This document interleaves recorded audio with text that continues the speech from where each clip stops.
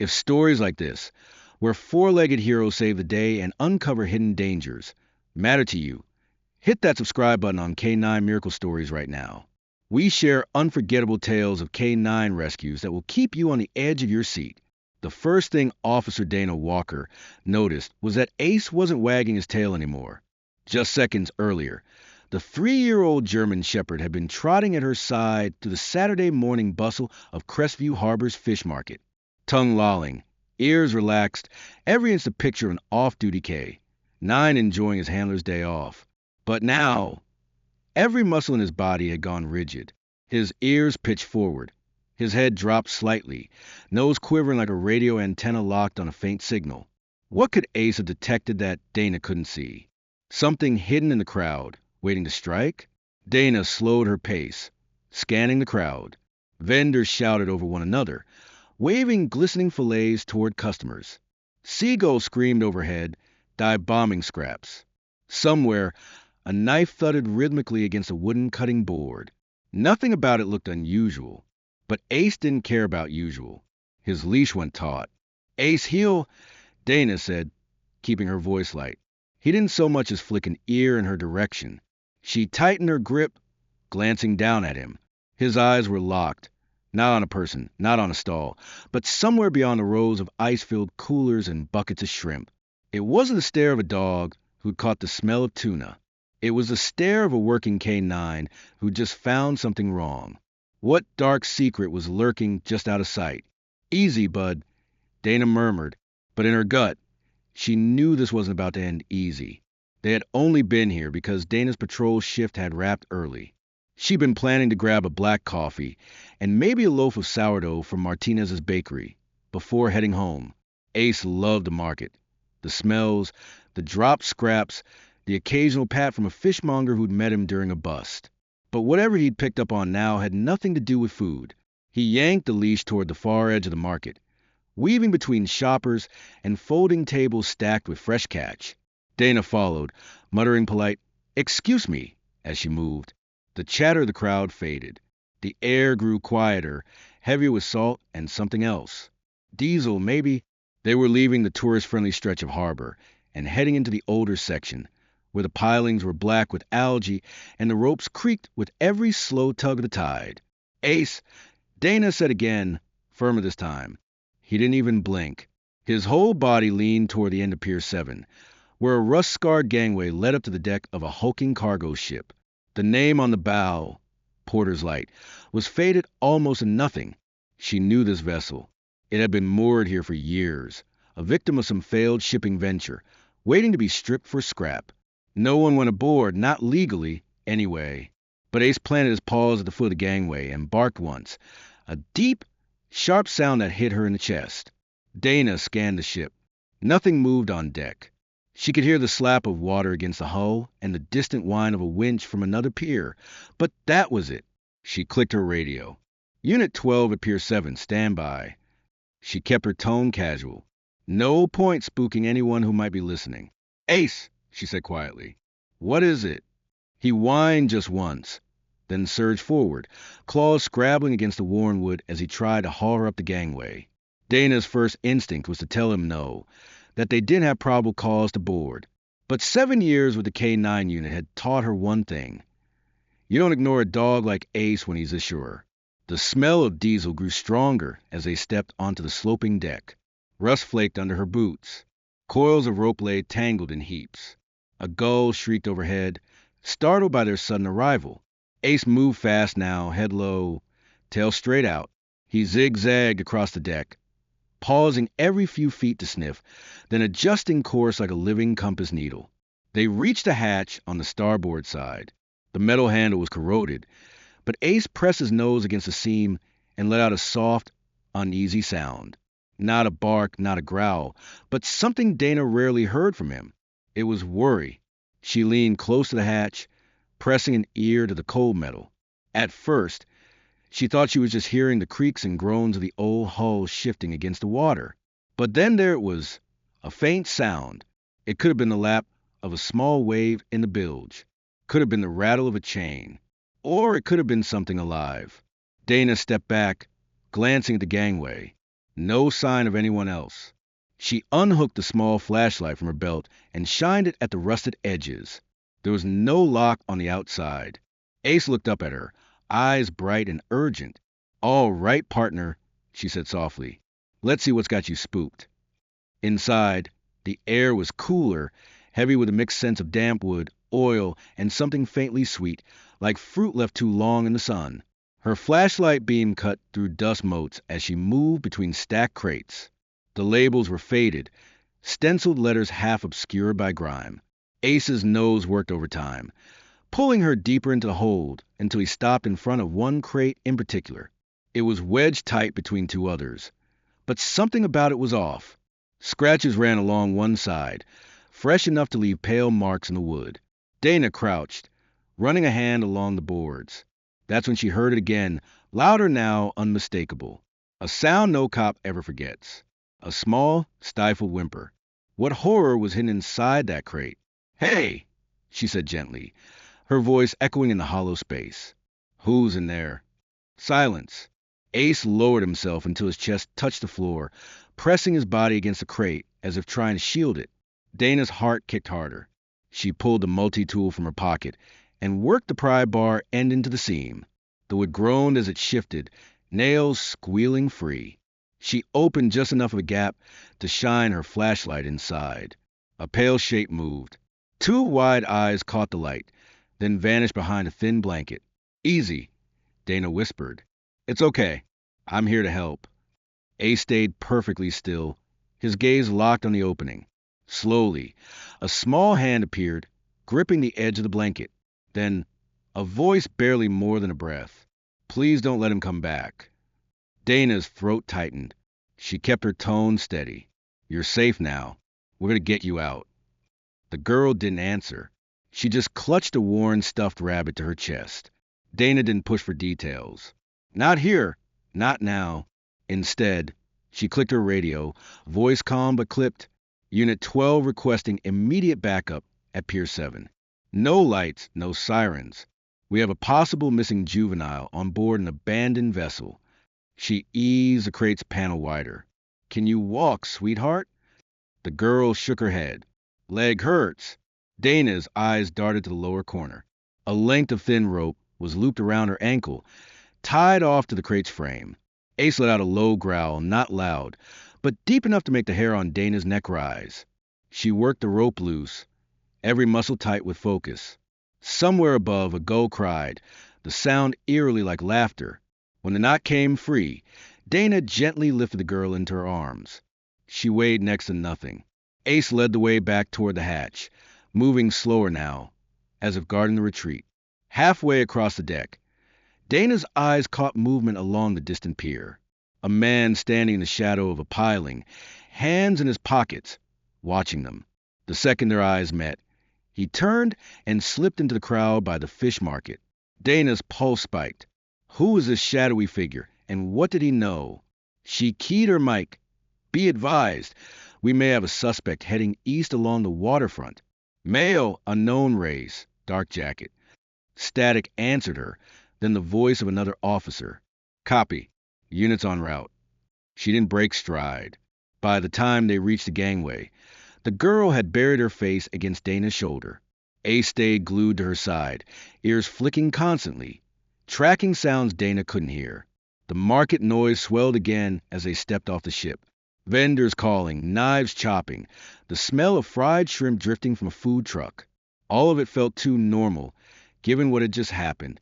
Backup officers closed in, one of them jogging toward the far edge of the pier to intercept the suspect. Dana headed straight for her cruiser, the girl still cradled in her arms. Ace hopped into the back seat without being told, immediately curling around the girl. When Dana set her down beside him, the girl's small hand found his fur and stayed there, her breathing slowing for the first time since Dana had seen her. Whatever had happened on that ship, Ace had found her before it could get worse. Dana didn't know the whole story yet, but she knew this much. Someone out there had just lost their prey. And thanks to Ace, this little girl had another chance to go home. The harbor police lot smelled faintly of salt water and gasoline, even with the wind cutting in from the bay. Dana pulled her cruiser into the secure side gate, bypassing the main entrance. Hey there, folks. If you're loving these thrilling tales of heroic canines and their handlers, hit that subscribe button on K9 Miracle Stories right now. So many viewers dive into our videos without subscribing. Don't miss out on the next heart-pounding adventure. Max's paws at the pavement with an urgency that matched the thumping of Officer Ryan's heart. What hidden danger was pulling them deeper into the shadows? And would they uncover it before it was too late? He was no ordinary K9. Max was more than a trained police dog. He was a force of nature, driven by something deeper than instinct. And right now, that something was leading them both toward a mystery that no one had seen coming, a secret so dark it could shatter everything they knew. The night air was thick with the smell of rain and fresh asphalt as Max and Officer Ryan cruised through the sleepy streets of the city. Max's ears were perked, and his nose twitched in the cool breeze. He wasn't just on patrol. He was on a mission. They both were. Ryan glanced over at Max, his brow furrowed. The dog had been acting strangely for days, more alert, more restless, as if he could sense something out of place, something that had yet to reveal its deadly intent. And then it happened. Max, usually calm and focused, suddenly jerked his head toward the side of the road, his nose going to the wind. Max, what is it? Ryan muttered to himself, knowing full well that Max never acted like this unless something was terribly wrong. Without warning, Max broke into a sprint, pulling Ryan toward a dark alley between two old buildings. Ryan's instincts kicked in. He reached for his flashlight, cursing under his breath. What was the dog sniffing out this time, and what horrors might it unleash? The alley was littered with debris, but there was something else, a sense of something off in the air, something hidden in the shadows that whispered of unseen threats. Max's ears pinned back, and he moved faster, weaving between piles of discarded boxes and old crates. Then, without warning, Max stopped dead in his tracks. Ryan almost didn't see it at first, but as he followed Max's gaze, he saw the backpack lying at the edge of the alley, half hidden under a pile of cardboard. His gut twisted. There was something unsettling about it, something that didn't feel right. What sinister story was buried inside? Max, wait. Ryan cautiously approached, his hand hovering near his gun just in case. The last thing he needed was a surprise, one that could turn deadly in an instant. He squatted down and examined the backpack, his flashlight beam cutting through the darkness. Blood.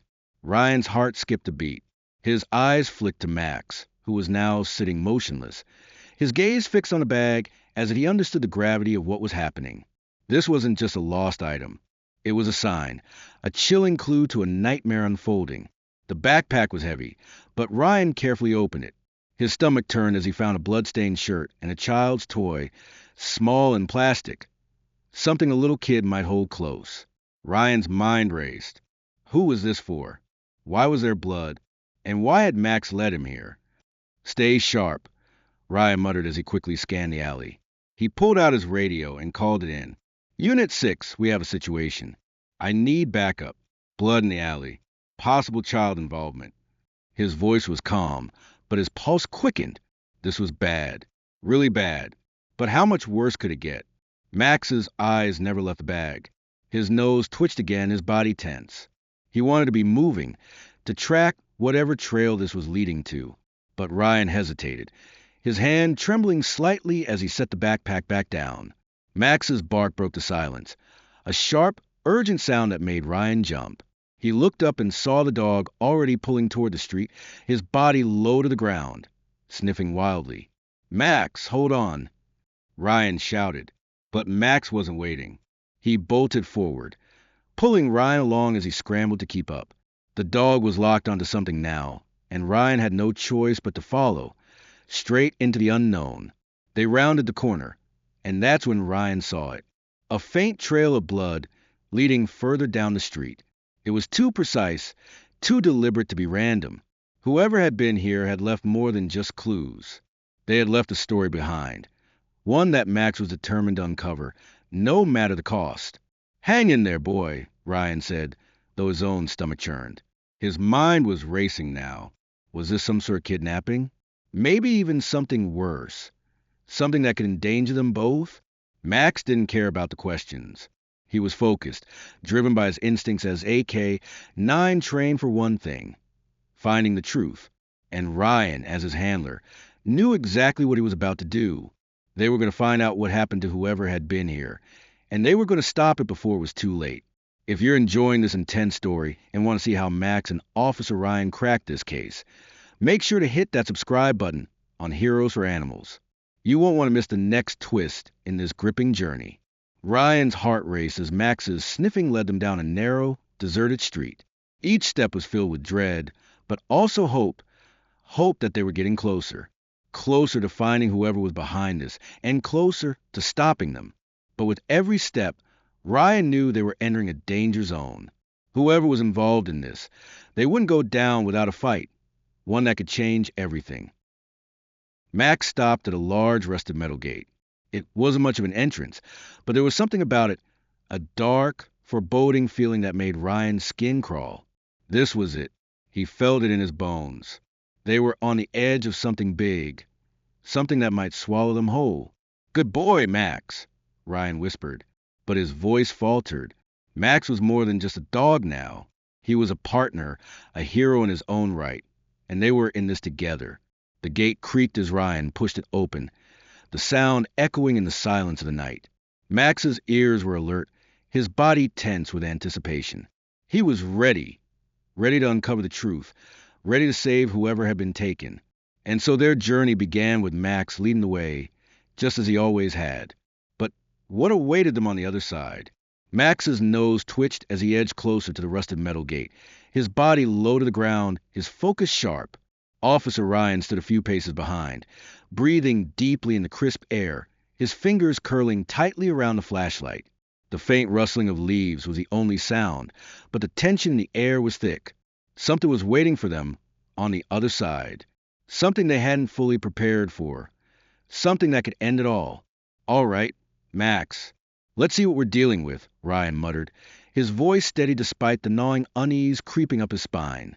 He'd seen his fair share of strange situations, but this one felt different, darker. Max's bark broke the silence again, sharp and commanding. Ryan nodded to his partner. "Go ahead, boy." Max, a German shepherd with a nose like no other, slipped through the gap between the gate and the ground, disappearing into the darkness. Ryan followed, his boots scraping against the gravel as he pushed the gate open. The metal groaned, almost as if protesting against the intrusion, but Ryan didn't care. They had no time to waste. Inside, the air smelled different, faintly metallic, tinged with something rancid that hinted at unspeakable secrets. Max moved like a shadow, his body slipping through the underbrush with ease. His paws patted softly against the ground, but his senses were on overdrive. Every sniff, every twitch of his ears brought them closer to the answers they needed, but also closer to peril. "Max, where are you, boy?" Ryan whispered, his flashlight beam cutting through the dark. He hated this feeling, the feeling of being on the edge, where nothing was certain, where every step forward felt like it might be a mistake. Max's head snapped up as he stopped in his tracks. His ears pricked, his eyes locked on something in the distance. Ryan followed the line of his gaze. There, in the shadows, a figure was moving, too tall to be a child, too quick to be an adult, walking casually. It was as if they were trying to slip away unnoticed. But why? "Freeze!" Ryan shouted, his voice echoing off the walls of the alley as he drew his gun. The figure stopped dead in their tracks, but didn't turn around. Ryan's hand trembled slightly, but he kept his voice firm. "I said freeze. Put your hands where I can see them." The figure didn't respond. Instead, they took a step back, then another, until they were almost swallowed by the darkness again. Max's growl broke the silence, a low, menacing sound that sent chills down Ryan's spine. "Don't let them get away, Max," Ryan said, his voice taut. Max wasn't waiting for orders. In a flash, the K9 was off, his legs pumping with a speed that almost made Ryan stumble as he ran to catch up. They rounded the corner of an old, decrepit warehouse, and that's when Ryan saw it. The van. Its engine was running, and the back doors were wide open, revealing a stack of duffel bags. But there was no sign of the person who had been lurking in the shadows. Where had they vanished to? "Max, get back here!" Ryan called. But Max wasn't listening. The dog was already on the move, heading for the van.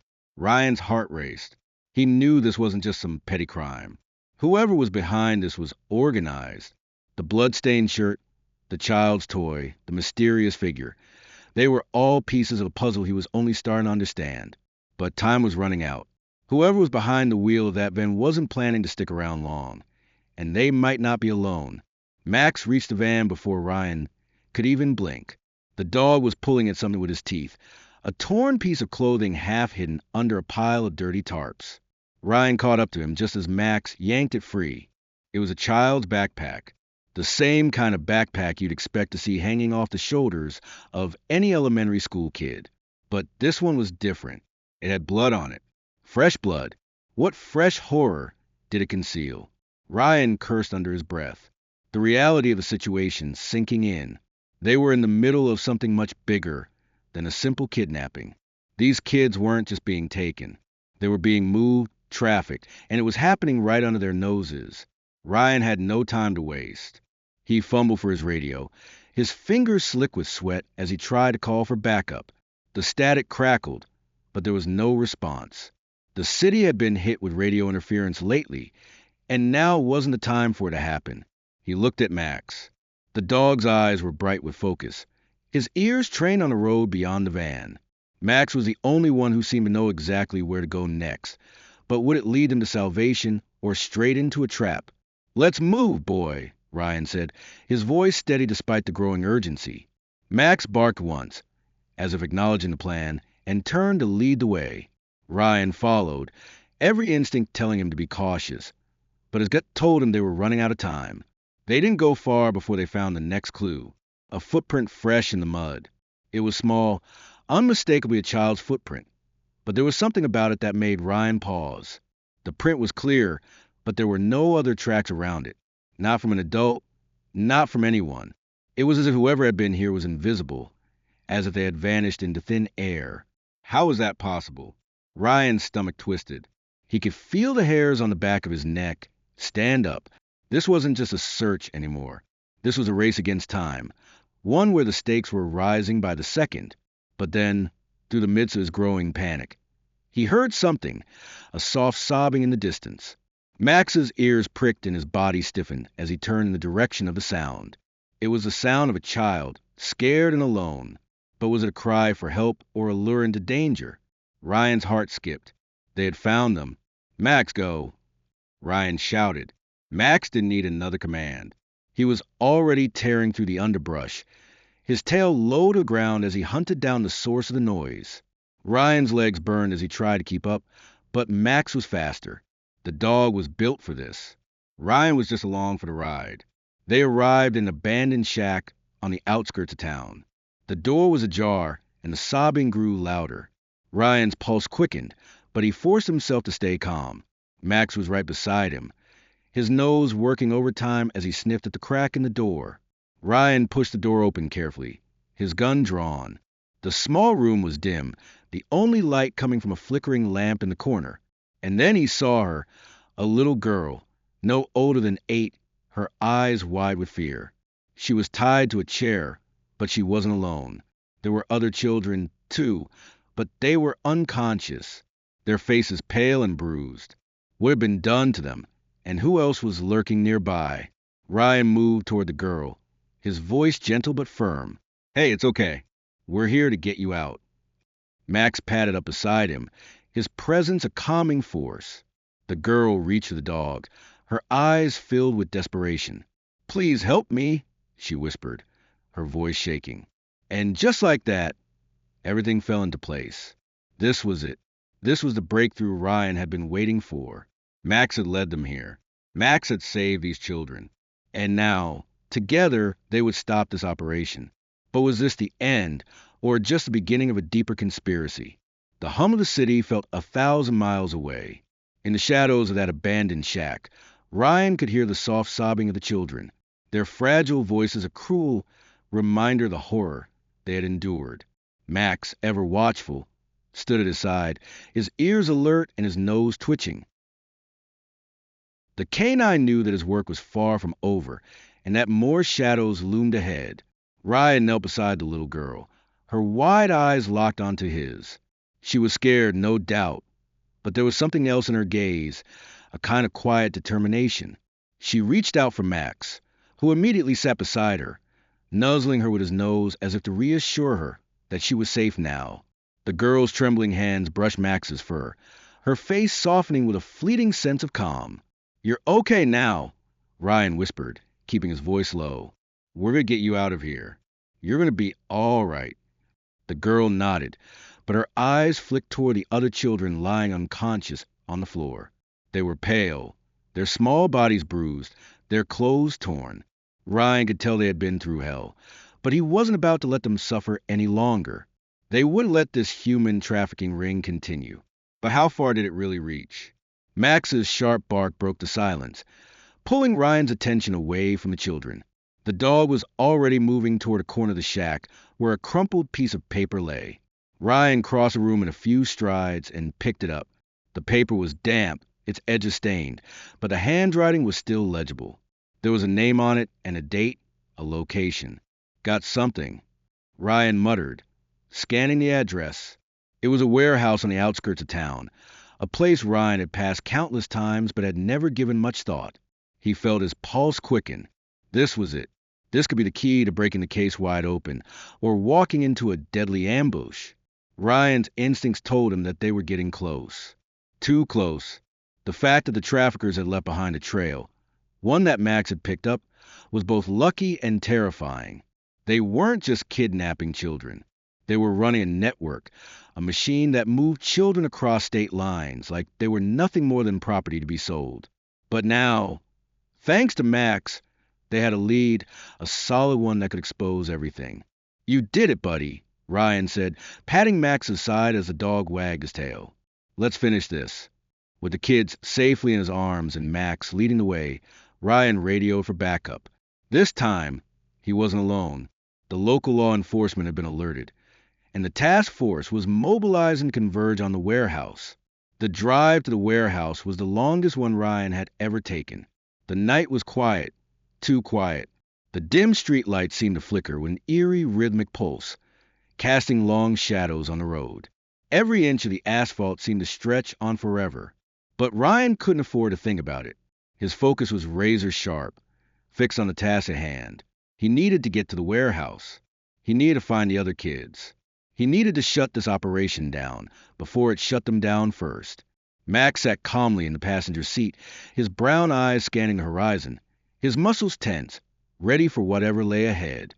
Ryan could feel the bond between them, the trust, the unspoken understanding. They were a team, and they had been through enough together that there was no doubt in Ryan's mind that they could do this. "Stay close, Max," Ryan murmured. "This isn't over yet." As they neared the warehouse, Ryan's got twisted. The address was as they had expected. Isolated, hidden from view, but too quiet. There were no signs of life, no flashing lights from police cruisers. It felt like they had stumbled into a ghost town, and that uneasy feeling gnawed at Ryan. Max's low growl was the only sound as they pulled up to the warehouse's gates. The place looked abandoned, but Ryan knew better than to take it at face value. Whoever was behind this wasn't going to make it easy to bring them down, and they might have eyes everywhere. Ryan parked the truck behind a stack of crates, the truck's engine falling silent as they made their way toward the front of the building. The air was thick with tension, and Ryan's instincts told him that something wasn't right. But Max was already moving, his body tense as he led the way. The entrance to the warehouse was locked, but that didn't stop Max. With a single sharp bark, the canine dashed toward the door, his nose to the ground, his paws working in perfect coordination. Ryan didn't hesitate. He followed Max to the door, pulling out his flashlight and scanning the area. There were no signs of anyone nearby, but Max wasn't slowing down. The dog's nose twitched again as he barked. "What is it, Max?" Ryan knelt beside him, brushing aside some loose debris and spotting a small crack in the door. The faintest smell of fresh paint wafted out, mingling with the stronger scent of stale air. Ryan's hand tightened around his flashlight. Someone had been here recently, but were they still inside? Ryan was about to open the door when he heard it, the unmistakable sound of footsteps from inside. They were heavy, deliberate, moving quickly but cautiously. The hair on the back of Ryan's neck stood up. "Back up, Max." Ryan whispered. Max didn't need another command. He took a step back, his body low to the ground, his ears perked. Ryan took a deep breath and pushed the door open slowly, letting the beam of his flashlight sweep the interior of the warehouse. What he saw sent his heart racing.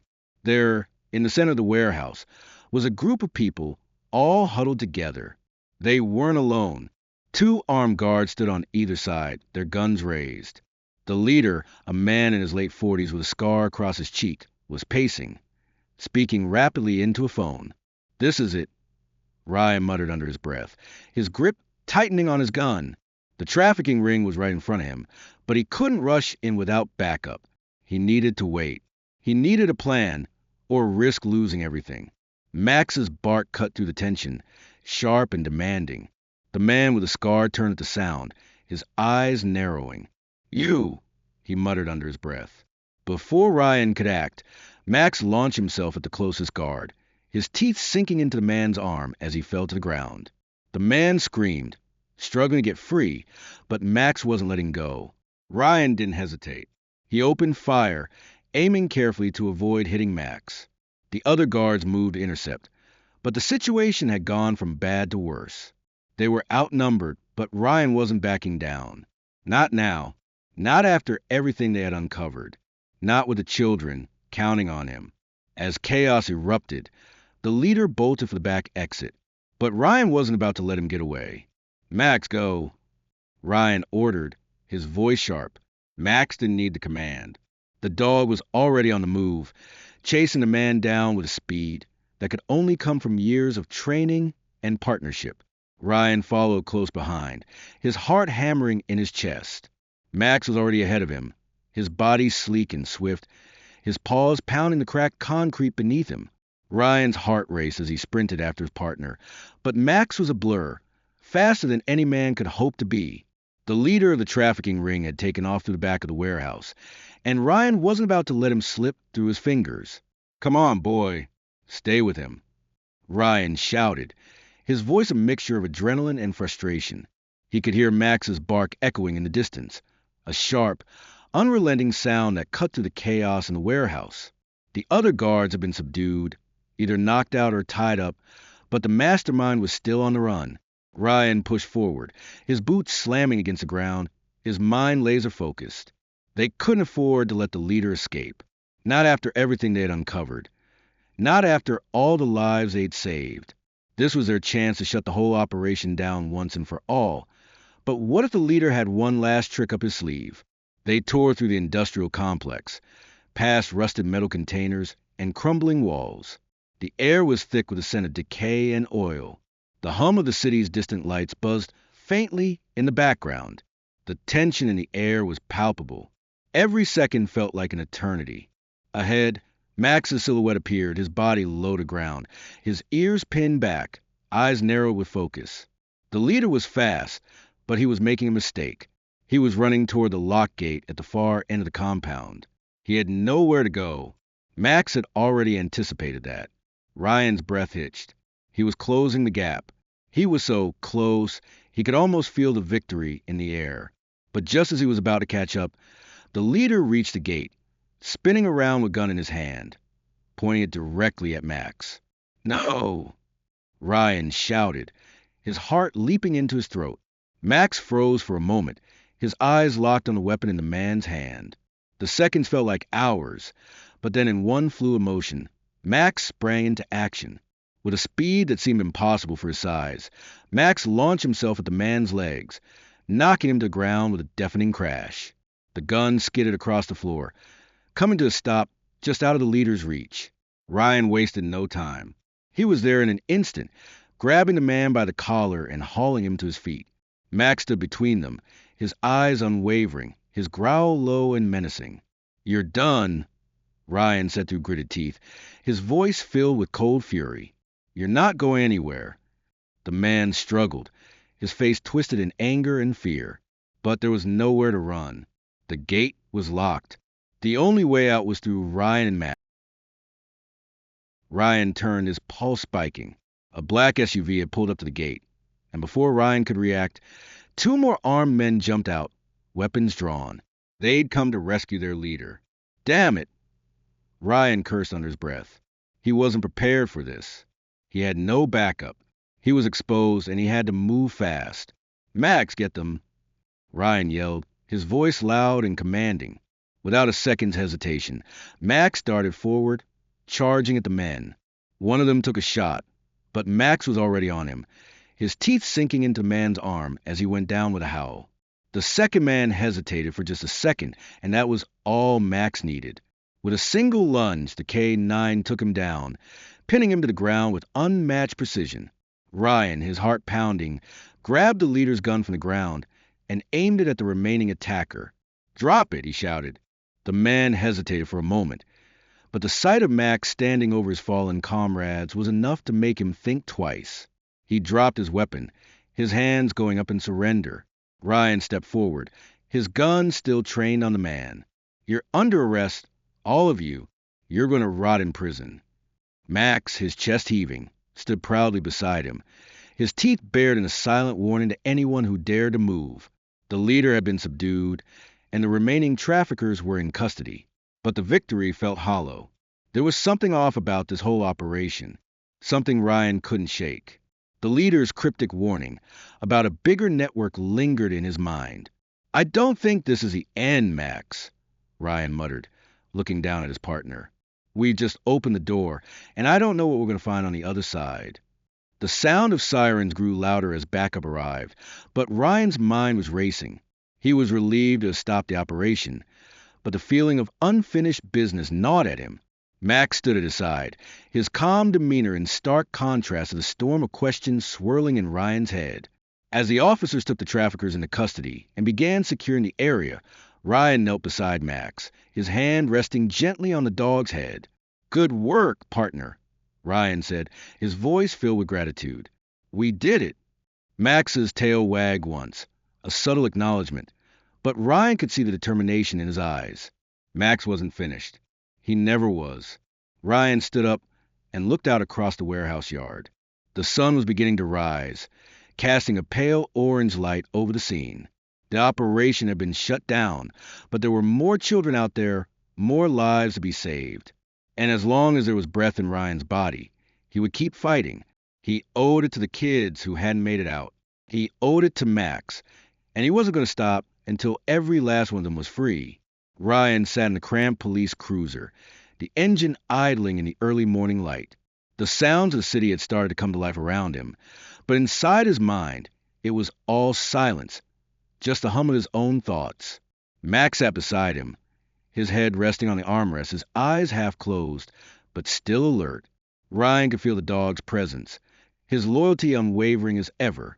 The traffickers had been taken into custody, their operation finally broken up. The children were safe, their futures uncertain, but no longer tied to the nightmare they'd been living. But the satisfaction of saving them felt fleeting. There were too many questions left unanswered. The leader's warning about a larger network kept echoing in Ryan's mind. This wasn't over. It couldn't be. He rubbed his face with his hand, exhaustion tugging at him. But he couldn't rest. Not yet. Not when there was still so much to unravel, and more threats hiding in the dark. "I'll never get used to it, buddy," Ryan muttered, his voice low. "We stop one thing, and another one just pops up. And it's always bigger than we expect." Max lifted his head, his ears perking up, as if understanding exactly what Ryan meant. The bond between them was something beyond words. It was instinct, trust, and purpose. And Max had been Ryan's anchor through every storm. And now this storm was bigger than both of them. Ryan's phone buzzed in his pocket, pulling him from his thoughts. He glanced at the screen. It was Detective Miller, the lead investigator on the task force. Ryan answered the call with a heavy sigh. "Ryan." Miller's voice crackled over the line, sharp and to the point. "You need to come back to the precinct. We've got some new intel. This thing is far from over." Ryan's stomach dropped. He didn't need to hear more to know that Miller wasn't calling with good news. "I'm on my way," he said, his voice steady despite the knot forming in his chest. The drive back to the precinct was quieter than before, and for a moment, Ryan allowed himself to think. His mind wandered back to the kids they'd rescued, their faces, their expressions, the terror in their eyes. But they were safe now, and he had to focus on the bigger picture. This wasn't just a case. This was a war, one with hidden enemies at every turn. He parked the cruiser outside the precinct, the fluorescent lights inside casting long shadows across the pavement. As he walked through the doors, the weight of the case settled on his shoulders. The scent of coffee and paper filled the air, but there was a sense of urgency here, a feeling of something still hanging in the balance. Detective Miller was waiting for him by the bullpen, his face drawn tight, his eyes tired but focused. Ryan could tell right away that this was serious. "Ryan," Miller said, nodding to him as he walked up, "you're going to want to see this." Ryan followed Miller into the back office where a wall of monitors displayed images from various locations. One of the monitors flickered, showing a satellite map with a red dot marking a location just outside the city. Ryan's pulse quickened as he recognized the coordinates. "That's the third time this week we've tracked this location," Miller said, pointing to the screen. "It's the same network we shut down at the warehouse, but we're getting reports that they've been moving operations again. This is bigger than just a handful of people." Ryan narrowed his eyes, leaning closer to the screen. "What are we looking at here?" "This is a cross-country operation," Miller explained, his voice grim. "We've traced shipments, trafficking routes, and underground operations stretching across multiple states. These people are connected to high-level players, people we didn't even know existed until now." Ryan felt the weight of those words. A global network stretching across borders. This wasn't just a local issue anymore. This was an international crisis, and it was all tied to the same group, the ones they had thought were finished. "Who are these players?" Ryan asked, his voice low. "Who are we up against?" Miller hesitated before answering. "That's the part we don't know yet. We got multiple aliases, but no solid leads. All we know is that this network goes deep, way deeper than we imagined. And it's not just about trafficking. These people are connected to corruption at every level of government, business, and law enforcement." Ryan's stomach tightened. Corruption in their own ranks. That made things even more complicated. He'd always known there was darkness lurking under the surface of the system. But to see it laid out in front of him like this, it was a punch to the gut. How do we stop them? Ryan asked, though he already knew the answer. It wasn't going to be easy. It never was, and the shadows were closing in. "We don't," Miller said quietly. "At least not yet.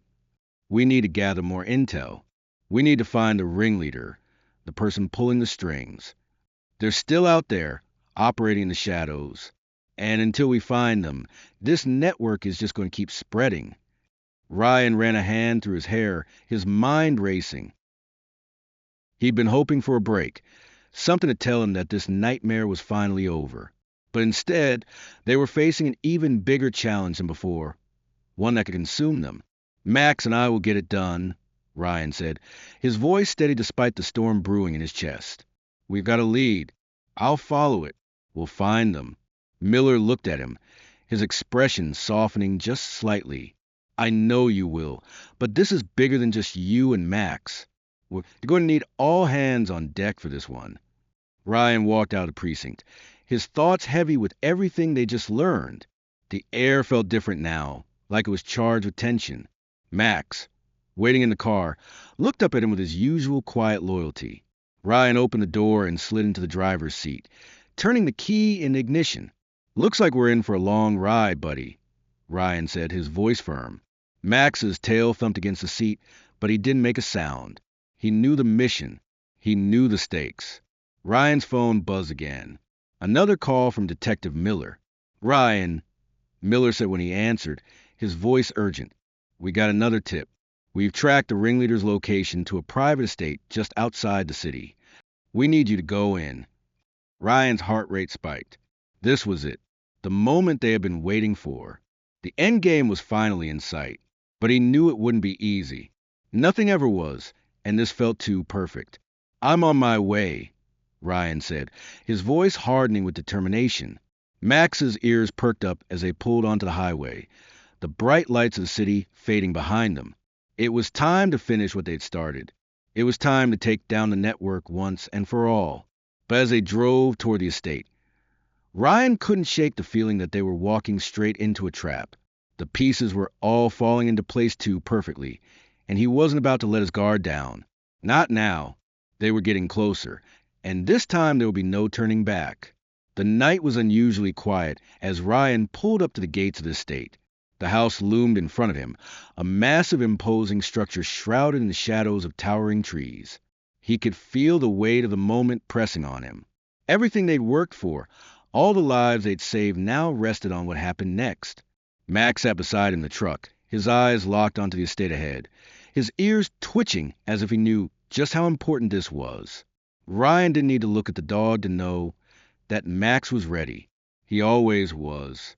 Ryan stepped out of the truck, the gravel crunching under his boots.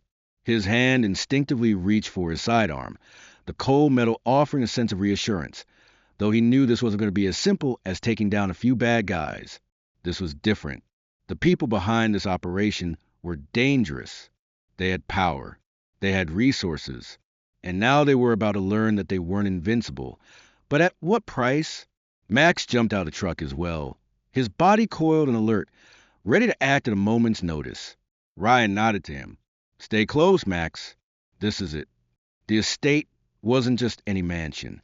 It was a fortress. High walls surrounded the property, and security cameras dotted the perimeter. Ryan could see the faint glow of lights from the windows, but there were no sounds, no movement. It was eerily quiet, like a house frozen in time. But Ryan knew better. He'd been around long enough to recognize that silence was the enemy's best weapon, and it hid deadly secrets. Think they know we're coming? Ryan muttered under his breath, but Max only gave a low growl in response, his sharp gaze fixed on the house. Ryan's mind was racing.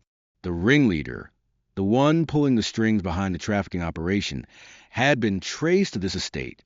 The authorities had tried to infiltrate the compound earlier, but everything was locked down tight. Now it was just him and Max. No backup, no support, just the two of them, and it would have to be enough. All right, Ryan said more to himself than to Max. Let's see what they're hiding. He moved toward the front gate, keeping low and watching for any signs of movement. The air was thick with tension as they approached the main entrance. The only sound was the soft rustling of the leaves overhead and Max's steady breathing beside him. Ryan reached the gate, crouching down to inspect the lock. It was a heavy-duty security system, but it wouldn't stop him. He had the tools. He'd been trained for this. He could handle it. He pulled out a small set of lockpicking tools from his belt and went to work. The lock was stubborn, but after a few moments, there was a soft click. The gate creaked open just enough for them to slip through. They were in. Let's move, Ryan whispered, motioning for Max to lead the way. The front yard was well manicured, the grass trimmed to perfection, but the whole place had a sense of false tranquility. Ryan had learned over the years that nothing good came from places like this. No one who had money and power used it for good, not in this line of work. They moved quickly, keeping to the shadows, Max leading the way with his nose to the ground, sniffing for any sign of activity. They passed through the yard and approached the house, a large imposing building made of stone and glass. Ryan's instincts screamed at him. This was the heart of it all, the nerve center. They reached the side door, a small entrance hidden in the shadow of a large oak tree. It was unlocked. Ryan hesitated, listening for any sounds coming from within. Everything was still, too still. Max, stay close, Ryan whispered, pushing the door open just enough to slip inside. The house was dark. A few faint lights illuminated the grand hallway, casting long shadows that stretched across the floor like the arms of the night itself. The air smelled faintly of expensive cologne and old wood, a scent that screamed money, power, and secrets. Ryan's hand tightened around the handle of his gun as they moved deeper into the house. Max just a few steps ahead, his senses on high alert. They moved silently, navigating through a series of corridors until they reached a large room at the back of the house. It was a private study. Ryan could tell by the wood paneling and the heavy leather-bound books that lined the walls. But there was something else here, something that didn't belong. Ryan's pulse quickened as he stepped into the room, his eyes scanning the space. There In the center of the room was a desk, and on that desk, in plain view, was a manila folder half open with documents spilling out onto the surface.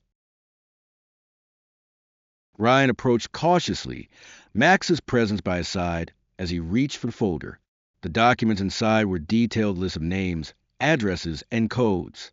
But it wasn't until he flipped a few pages that he found the real treasure. Maps.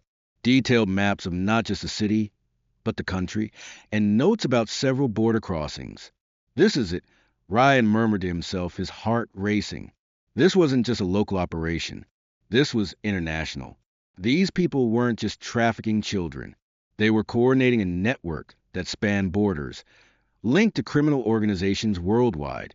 But as Ryan began to process the enormity of what he was seeing, he heard something that made his blood run cold. A sound. Footsteps. Someone was coming. Ryan's body tensed, and Max's growl reverberated in the silence, low and menacing. There was no time to think. He shoved the documents back into the folder and slipped it into his jacket. "Max!" Ryan whispered. "Get down." They moved quickly, finding cover behind the large bookshelf against the wall. Max stayed low, his eyes trained on the door as Ryan held his breath, listening for the sounds of movement. The footsteps grew louder, closer. They were coming. The door opened, and Ryan's heart skipped a beat. There, standing in the doorway, was the man they'd been hunting, the ringleader. He was tall, his face stern and cold, his eyes sharp with suspicion. "You shouldn't have come here, Ryan," the man said, his voice low and dangerous. Ryan didn't flinch. He stepped out from behind the bookshelf, gun drawn, his voice steady but filled with resolve. "It's over. Your operation is done." The man smiled, but there was no warmth in it. "You think so?" He reached for the desk drawer, but before he could pull out a weapon, Max was on him. The K-9 lunged at the man's arm, knocking him backward. Ryan rushed forward, grabbing the man by the collar and slamming him against the wall. "You're done. The children are free. You're in a prison." The man's expression flickered with fear, but he quickly masked it with defiance. "You don't know what you're dealing with. This is just a beginning." Ryan's grip tightened. "Not anymore." Max's growl was a final warning before Ryan's fist landed with a solid punch. The man crumpled to the ground, and Max stood guard, his eyes never leaving the fallen ringleader. As Ryan stood over him, the weight of the case finally began to settle in. The battle was far from over, but this was a victory. They'd taken down the operation. They'd saved the children, and they had a lead on the larger network that still needed to be destroyed. But for tonight, this was enough. Max, ever loyal, nudged Ryan's hand with his nose, a quiet reminder that they weren't done, and neither was Ryan. They were in this together, and they wouldn't stop until every last child was free. The sirens wailed in the distance, a constant reminder that the chaos they had just witnessed was far from over. The estate was now swarming with law enforcement, the sound of boots pounding against the ground mingling with the hum of radios and the rapid chatter of officers. Ryan stood on the steps of the mansion, Max by his side, watching as the ringleader was taken away in handcuffs, the weight of the man's defeat settling in. But as satisfying as it was to see the mastermind caught, the gnawing feeling in Ryan's gut wouldn't go away. This wasn't the end. It couldn't be. The network was too large, the players too powerful. They had taken down one link in a chain that stretched across the globe, and Ryan knew it wouldn't be long before another took its place. Max seemed to sense his unease. The dog's head was held high, his body tense as he scanned the scene around them. Ryan reached down, placing a hand on Max's head, the familiar weight of his partner's presence grounding him. "Good job, Max," Ryan murmured, his voice low. "But we're not done yet." They had gathered everything they could from the estate, documents, files, and hard drives that contained critical information about the operation. But Ryan couldn't shake the feeling that something was still missing. He had to know who was at the top of this pyramid, who was calling the shots. The ringleader, while dangerous, had been just a cog in a much larger machine. And now Ryan and Max were on the hunt for the one who controlled it all. They returned to the precinct where Miller and the other detectives were already going through the evidence. Ryan dropped the manila folder onto the table, his eyes scanning the pages. The documents were filled with names, addresses, encoded messages, but nothing that connected the ringleader to the true mastermind. They needed more. They needed something that would expose the heart of the operation. Miller looked up from the pile of evidence, his face drawn. We're close, Ryan. We've got connections, but these people know how to cover their tracks. Ryan nodded, running a hand through his hair. We've already exposed a lot. Now we just need the final push. Max whined softly, as if agreeing. Ryan knew that with Max by his side, they could get through this. The dog had always been more than just a K-9 partner. He was his family, his most loyal ally, and together they had taken down the most dangerous criminals time and time again. The precinct's phone rang, breaking the silence of the room. Miller picked it up, his brow furrowing as he listened intently. Yeah, this is Miller. What? No, we weren't expecting anything like that. Keep me posted. He hung up the phone and looked at Ryan. We've got a lead. One of our contacts in the tech department found something on the hard drives we seized from the estate. It's a list of international contacts. They're already making arrangements to move their operations overseas. Ryan's heart sank. The operation had already begun to adapt, moving its base of operations beyond the country. The battle was far from over. The fight was going global. What do we do now? Ryan asked, his mind already racing. We follow the money, Miller said, his voice determined. We trace these contacts. We figure out who's funding them. That's our best shot. Ryan didn't hesitate. He knew that if they didn't act fast, the network would expand even further, infecting countries beyond their reach. Let's do it, he said. Max and I are ready. The hours that followed were a blur of paperwork, phone calls, and strategy. Max stayed by Ryan's side, offering comfort in the chaos. They pieced together bits of information from the seized documents, digging deeper into the dark corners of the trafficking network. Ryan's phone buzzed again, the screen lighting up an alert. It was a new tip, one that could change everything. It's from an anonymous source, Ryan muttered, reading the message. They've identified the person at the top, the one we've been searching for. The name that appeared on the screen was Daniel Ashton. Ryan's heart raced. Ashton wasn't just a name. He was a business tycoon, a figure so entrenched in the political and financial elite that it would have been nearly impossible to trace him. And yet here it was, proof that Ashton was the one funding and orchestrating the entire operation. Looks like we got our guy, Ryan said, looking at Miller. We need to move fast. If Ashton's the one pulling the strings, we need to hit him hard before he slips away. Miller nodded, already making the calls to organize the operation. We'll have the team ready. This time it's all hands on deck. The next day, they launched a coordinated raid on Ashton's estate, a sprawling mansion that seemed to shimmer under the morning sun. Ryan knew that this wasn't just a confrontation. This was the end game. If they caught Ashton, they could dismantle the entire network. If they failed, the operation would continue to grow, spreading across the globe like a virus. Ryan and Max, along with the task force, moved in under the cover of darkness. As they approached Ashton's estate, the air seemed to grow thick with anticipation. Ryan's grip tightened on his gun, but his mind was sharp. He couldn't afford to make a mistake now. Max's ears twitched, his body low to ground as they neared the front entrance. Ryan nodded to the officers behind him, signaling for them to stay alert. The front door was already open, a sign that Ashton was aware of the danger closing in. They moved inside, sweeping to the mansion room by room. Everything was immaculate. Too perfect, almost. It didn't feel like the home of a man with blood on his hands. But Ryan knew better. The wealth, the power, the control, it was all just a facade. In the heart of the mansion, they found him, Daniel Ashton, sitting in a leather chair, his hands folded in front of him, waiting for them. Ryan, I've been expecting you, Ashton said, his voice calm, almost too calm. I knew you'd come eventually. You always do. Ryan's jaw clenched. It's over, Ashton. Your network is finished. Ashton didn't flinch. You're just a small piece of this puzzle. Even if you take me down, there will be others. Always others. Ryan took a step forward, his eyes cold. Not this time. You won't get away with it. Max stood by his side, his growl low and steady, a reminder that they weren't backing down. This time it was final. Ashton's smirk faded, replaced by a look of cold calculation. You don't understand. This isn't just about money or power. It's about control, and you're too late to stop it.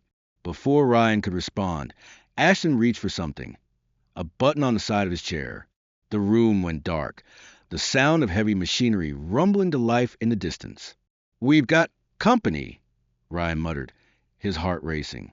The final moments played out like a blur of action, but in the end they had him. Ashton was taken into custody, his empire crumbling. But as Ryan stood there watching the scene unfold, he couldn't shake the nagging feeling that there was still more to uncover.